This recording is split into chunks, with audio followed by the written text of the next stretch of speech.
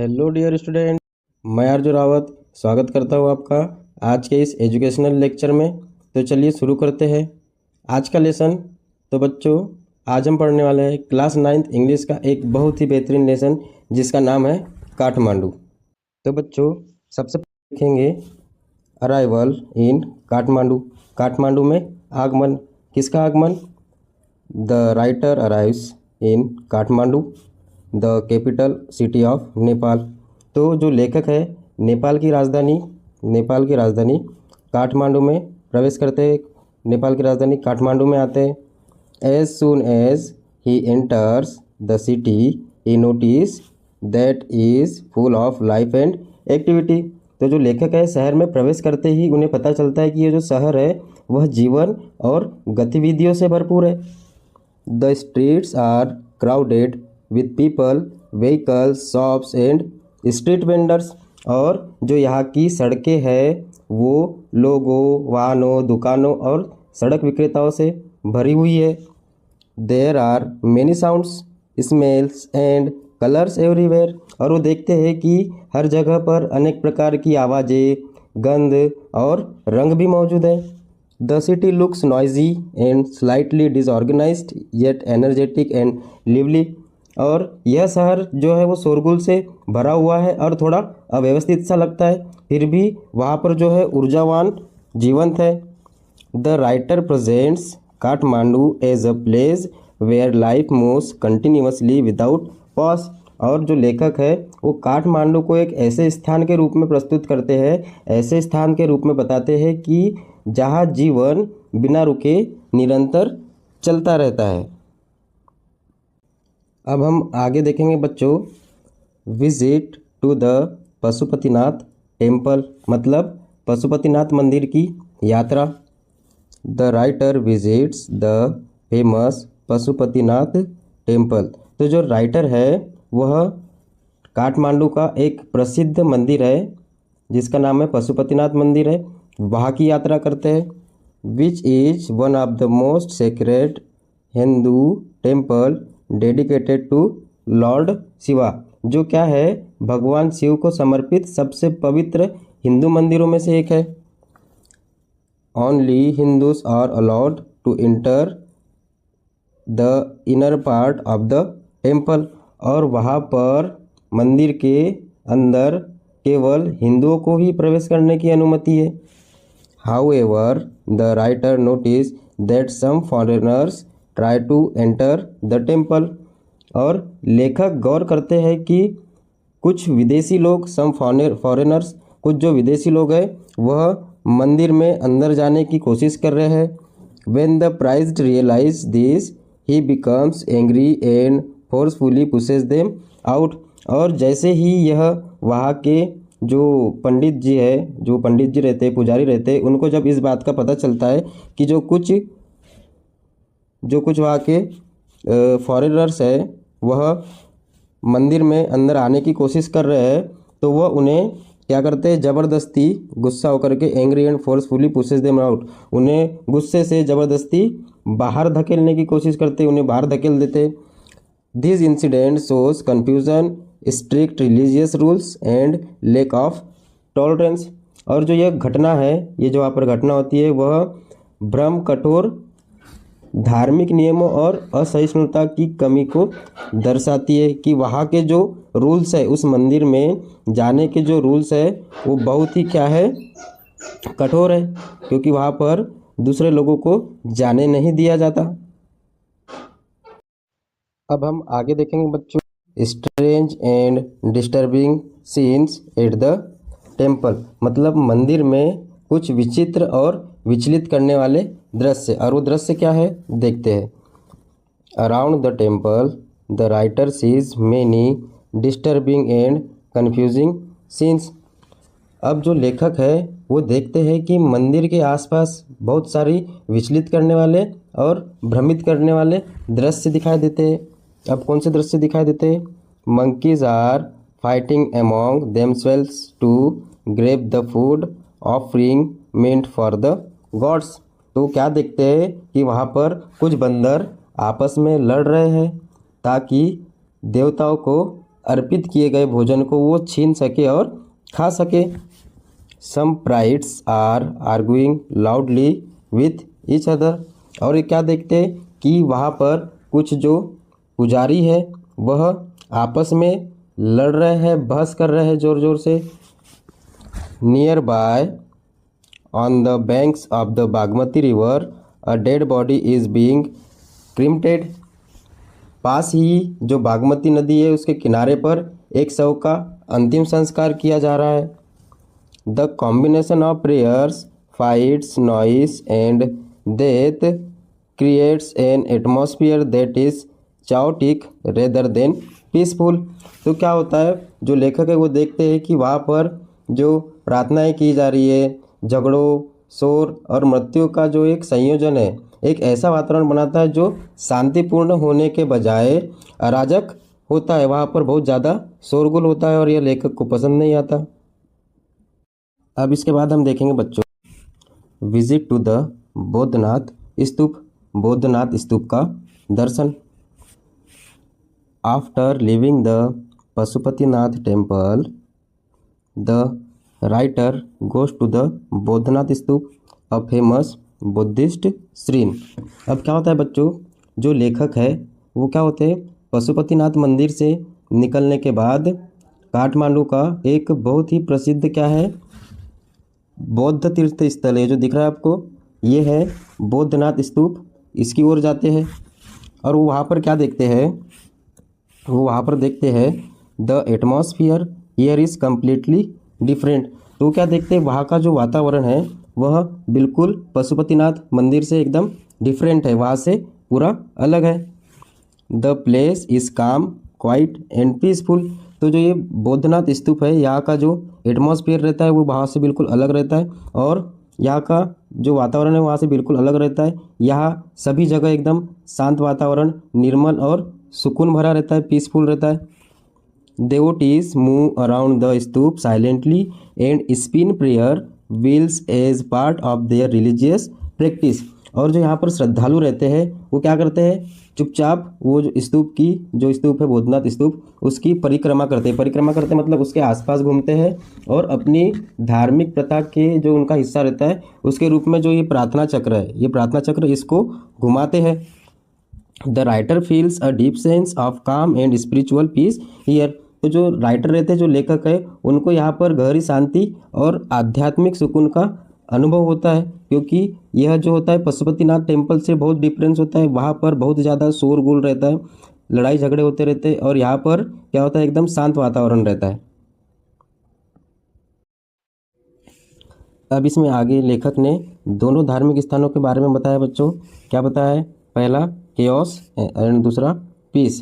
Chaos मतलब अव्यवस्था और पीस मतलब शांति।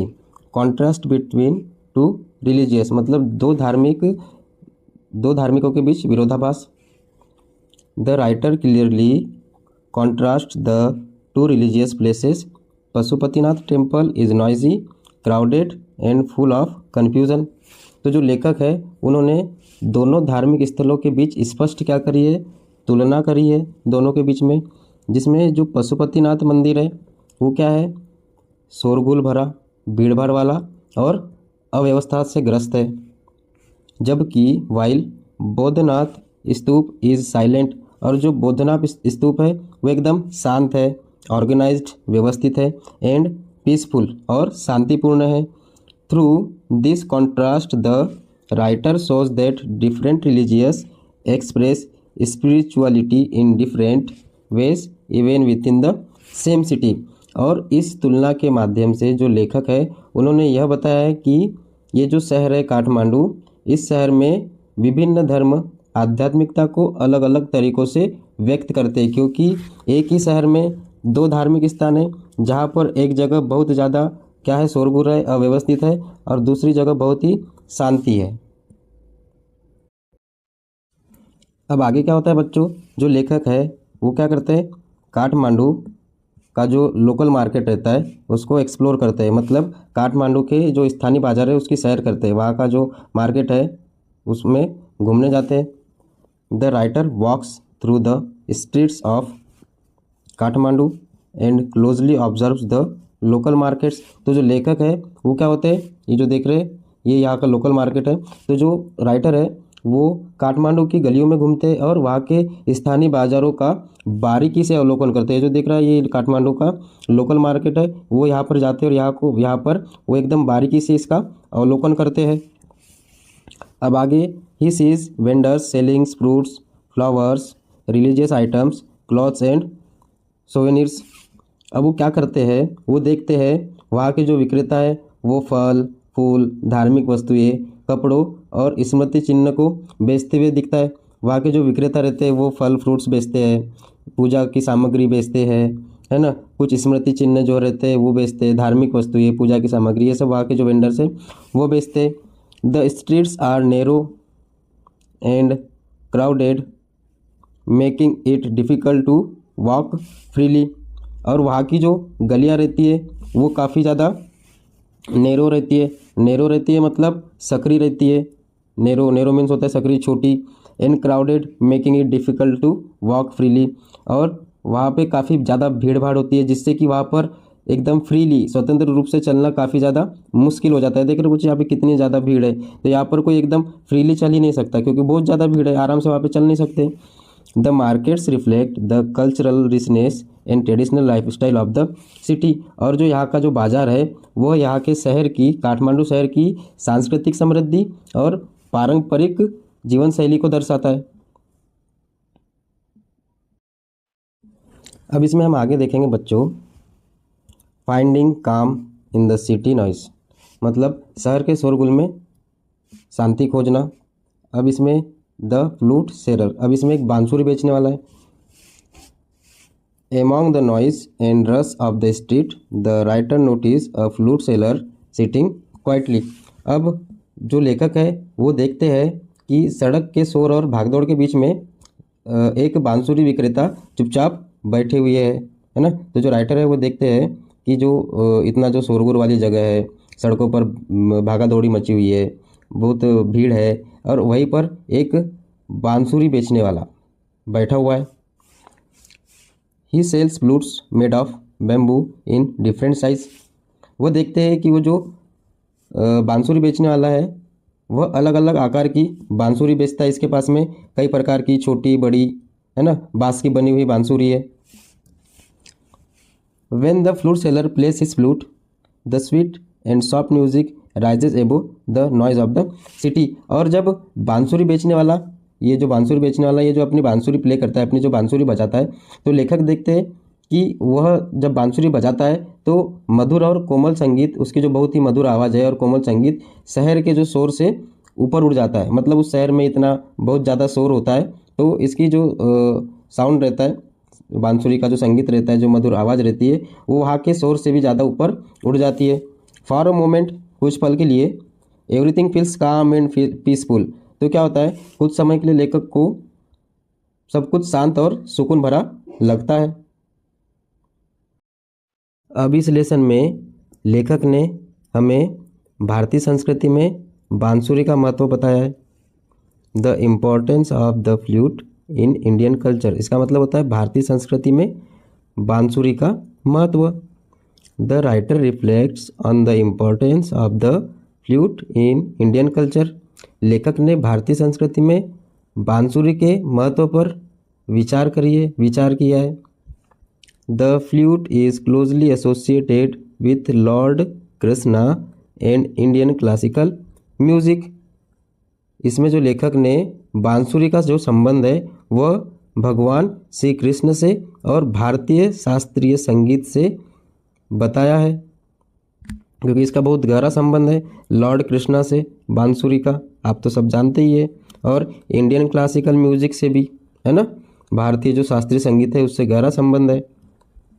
Although it is a simple instrument, it produces deep and emotional music.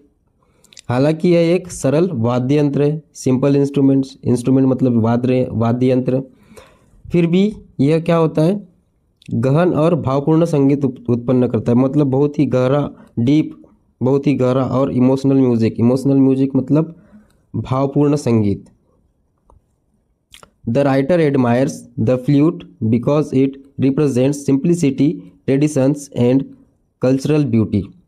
लेखक ने बांसुरी की बहुत प्रशंसा की है क्योंकि ये जो बांसुरी होती है वह सादगी, परंपरा और सांस्कृतिक सौंदर्य, कल्चरल ब्यूटी, सांस्कृतिक सौंदर्य, इसको क्या करती है, इसका प्रतीक है, इसको दर्शाती है ना बच्चों। अब इस लेसन में राइटर ने हमें the universal power of music, मतलब म्यूज़िक की सार्वभौमिक शक्ति के बारे में बताया है। क्या बताया है? Music is universal and connects people beyond language, culture and nationality. तो इसमें लेखक ने बताया है कि जो संगीत है वह यूनिवर्सल मतलब सार्वभौमिक है और लोगों